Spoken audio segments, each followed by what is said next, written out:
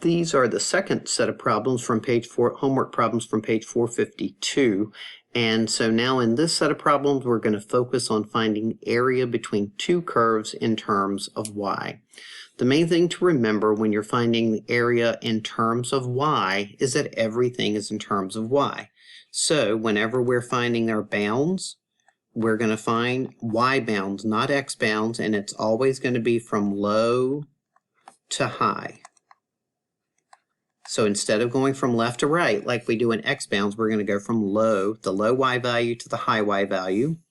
Instead of having a top curve minus a bottom curve, and this is the thing that can easily mess people up, it's the right curve, the curve on the right side, minus the curve on the left side. All right, so it's the same idea. You just kind of have to readjust your thinking a little bit to be in terms of y. And when would this be used? Well, it would be when you don't have a clear top curve instead of a bottom curve. So let me just talk about that for just a second. One thing I want you to be aware of is that pretty much every area between two curve problem can be done in terms of x or in terms of y. It's just that usually one of the two variables is easier to work with, and that's best part of problem solving is figuring out what's the most efficient, effective way to do the problem. So for example, take a look at number 13. So we have a point of intersection here.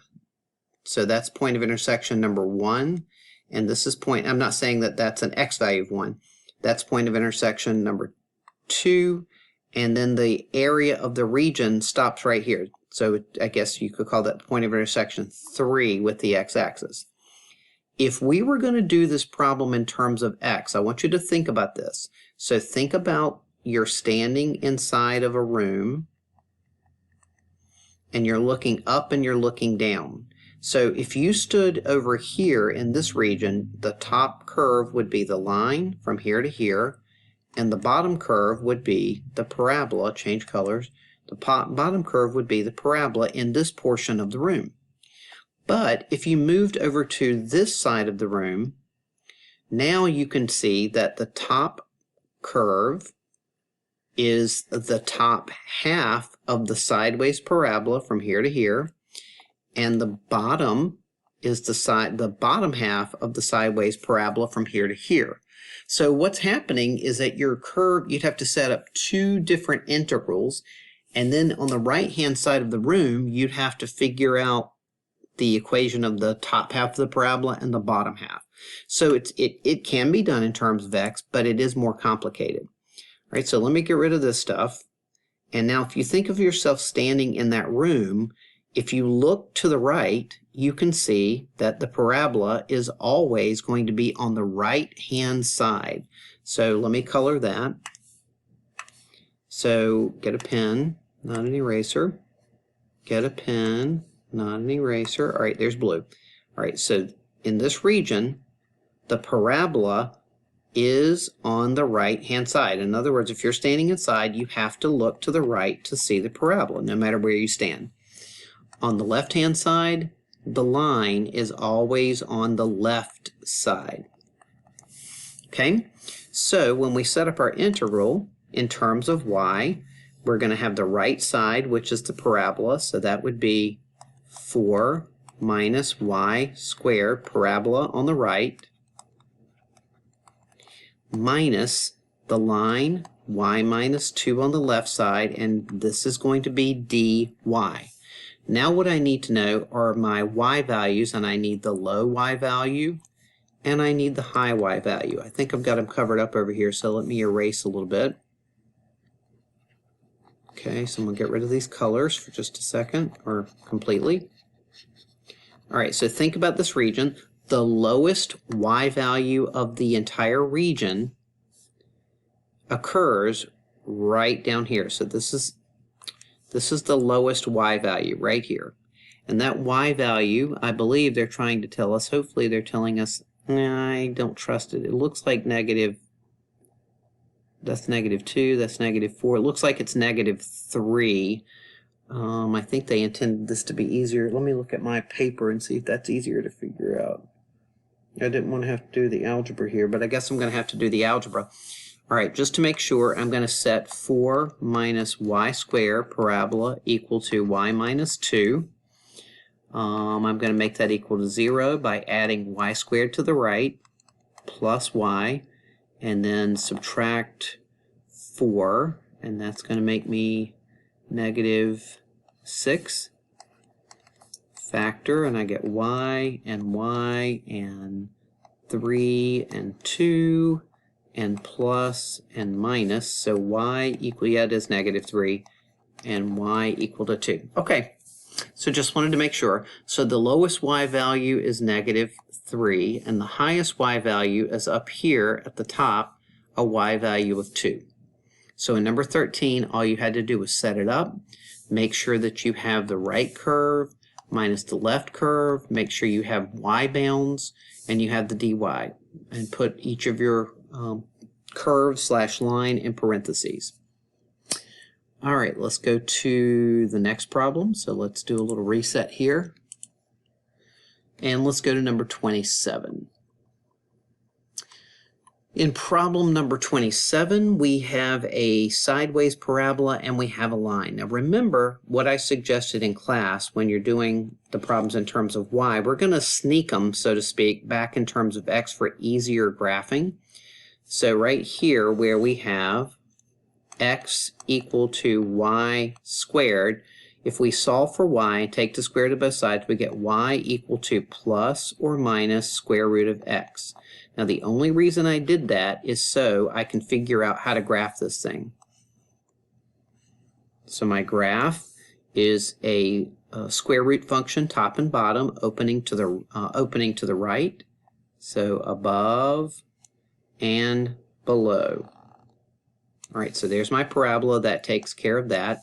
And then I'm going to do the same thing with x equal to y plus 2. I'm going to sneak it back in terms of x, so that's y equal to x minus 2. So that is the equation of a line with a y-intercept of negative 2. Rise 1, run 1, so something like that. So our graph would look something like that. You can see that we have 2 points of intersection, a low bound, so I want to look for the low y value and the high y value. The curve that's on the right is the line, and the curve that's on the left is the parabola. So when we set this up in terms of y, we need to find the 2 points of intersection. So I'm going to set y plus, I already did, no, that was for the last problem. So I'm going to set y squared equal to y plus 2. Make that equal 0. Factor 2, 1 minus plus equals 0. So y equal to positive 2, y equal to negative 1. So this is a y value of negative 1. This is a y value of positive 2. So when I set up my integral, I'm going to go from the low y value of negative 1 to the high y value of 2. The right-hand curve is the line, which is equal to y plus 2, minus the left-hand curve, which is the parabola of y squared, dy. And so I'm going to rewrite that, negative 1 to 2, negative y squared plus y plus 2 dy. When I integrate, I will get negative y cubed over 3 plus y squared over 2 plus 2y from negative 1 to 2. I'm not going to do the arithmetic, but when you do, you should get x equal to 9 over 2 as a final answer. All right, let's go on to number 29. Same deal, just another opportunity to practice this. So in number 29, we have another sideways parabola. And we have, so be careful now, you've got 1, 2, 3, 4 different graphs that you have to produce here. So the first graph, I will, let's see, let's underline that in purple. So I have x equal to y squared plus 1. sneak it back in terms of x. That'll give me square plus or minus square root of x minus 1 equal to y. So this is going to help me graph, but I want the problem in terms of y. The second equation is x equals 0, and x equal to 0 is simply a vertical line, and it is the y-axis. So I don't really need to do anything to that. Then I have y equal to -1, which is going to be a horizontal line. Don't really need to do anything to that. And then I have y equal to 2, which is another horizontal line. Don't need to do anything with that. All right, so let's see what we've got here. There's my axis. And the x minus 1 on the inside simply means, remember your transformations, we're going to move or shift the square root function to the right 1 unit. So there's that 1 unit. It's going to open to the right, and we need the top half of the parabola, and we need the bottom half of the parabola. All right, that takes care of the first region of the graph. The next region is the y-axis. So here's my y-axis. I've sketched that. So that's good. And then I have y equal to -1. So I'll say -1 is here. So, okay, that's interesting. That's going to hit right there. And then I have y equal to 2. 1, 2, and we'll say that that looks like that. All right, so now look very carefully. The region that we're trying to find is this region right here. So hopefully you can see that the lowest y value the whole time is -1. The highest y value in this region is a y value of 2. You don't really have to do any algebra to find those. The curve on the right-hand side is this sideways parabola. And remember, in terms of y, that's going to be the right curve, y squared plus 1, minus the left curve in this case is the y-axis, which is x equal to 0. And I'm going to write a 0 just for emphasis. And then we have our dy. So really, when we find the antiderivative, we get y cubed over 3 plus y from -1 to 2. When you evaluate that, you will get an output of 6 if you evaluate correctly. Let's see, number 31, same situation. Then we're going to get a calculator problem. So for 31, the first function or equation is x equal to 10. Whoops, I wrote that backwards. Let's try that again. Oh, this one's in terms of x. Interesting. I got to pay attention. It's already in terms of x. So this is y equal to 10 over x, which is a rational function. All right, so let's go ahead and start sketching that. So y equal to 10 over x would look something like this, and something like this. All right, so there's my first part of my graph. And then I have x equal to 0. X equal to 0 is the y-axis, so blue. You could use a look at all these colors. Then I'm going to go to y equal to 2, which is going to be like right here, orange. And y equal to 10 is another horizontal line. I'm going to call it up here, so this is 10. And let's go back, this is 2. All right, so really what we're finding, you've got to look at the blue, the orange, the green, and the red. The enclosure, the area that we've enclosed is right here. And so the red curve, the rational function, red is on the right. This is the right curve. and the blue is the left curve, and the 2 is the low bound, and the 10 is the high bound. So this is definitely a problem we want to do in terms of y. All right, so here we go, low bound of 2, high bound of 10.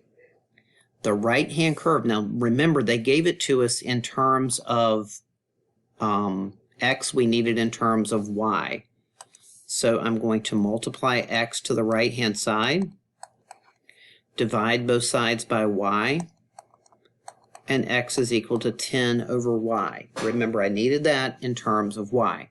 So the right curve is 10 over y, minus the left curve is 0 dy. That's the same thing as 10 from 2 to 10 of 1 over y dy. That's 10 ln absolute value of y evaluated from 2 to 10. That's 10 times ln of 10 minus ln of 2, which can be written as ln of 10 over 2, which is 5, which could be written as ln of 5 to the 10th power. A variety of ways that you could leave your final answer. So that's number 31, worked all the way out. That might have been a calculator problem. I don't know. All right. Yep. No, they didn't do it as a calculator. All right, 41 is definitely a calculator problem. So let me grab my calculator. Well, first, before I get the calculator, I'm going to get the equations. I'm going to sneak them back in terms of x. So for the first equation, I'll get y squared equal to 1 plus x cubed, and that'll be y squared minus 1 equal x cubed, and that'll be x equal to the cube root of y squared minus 1. And then I'm going to get the second equation, or they were in terms of x already, I'm getting them in terms of y. To get this one in terms of y, I'll have y minus 2 equal to 1/2 x, multiply everything by 2, and I'll have 2y minus 4 equal to x. All right, let's see what happens. Let me get my calculator. And maybe I didn't need to do that. Maybe this is going to be a problem that's better in terms of x anyway. All right, so I'm going to type in first function, square root of 1 plus x cubed, and second equation, 0.5. Notice I just avoided typing in the fraction, that's all, plus 2. And I can't put in x equal to 0. I just have to know, I mean, there is a way to do it, but it's not worth it. I just have to remember that x equal to 0 is the y-axis. So when I hit, let's do a zoom 6, because I don't remember what my last window was. Okay, that's kind of interesting. All right. So the blue curve, stay with me now, the blue curve is on the right. Let's see, blue curve is on, well, we could do this in terms of, I think x would probably make, doing this problem in terms of x would make more sense. I thought I had picked one in terms of y, but I guess I picked one in terms of x. Let's make sure I'm doing the right problem here. All right, that's fine. So the reason that I'm saying, this is a good problem to think about. The reason I'm saying in terms of x is because the red curve is on the top and the blue curve is on the bottom. So I'm going to start with a low bound of 0. Now I'm going to need that second point of intersection. So I'm second calc 5 and enter, enter, enter. So the second point of intersection is 2. So I am going to start with a low bound of 0, upper bound of 2, the top curve was, let me go back and look at it.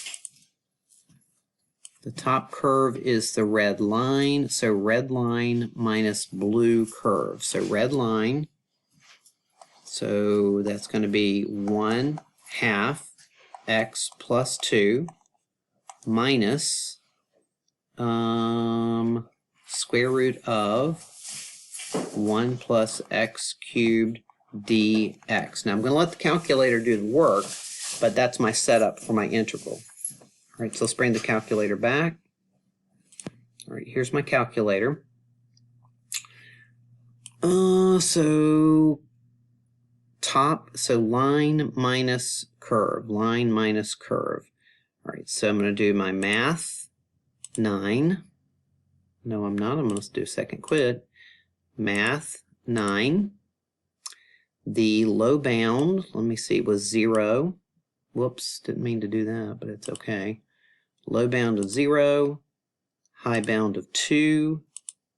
In this case, the top curve, keep looking at it, is the line, and that is stored in y number 2 for me. So F4, y2 minus y1 in terms of x, and the area between these two curves is 1.759. 1.759. Let me write that down. Equal 1.759. So the good thing about, even though I was thinking I had chosen a problem to be done in terms of y, it's kind of nice that we did the problem in terms that we had to look at the problem, analyze it, and figure out the best way to do the problem. And it made a whole lot more sense because there was a top curve and a bottom curve. We could have, we'll see, it would have been harder to do it in terms of y. All right, so that's your homework for page 452.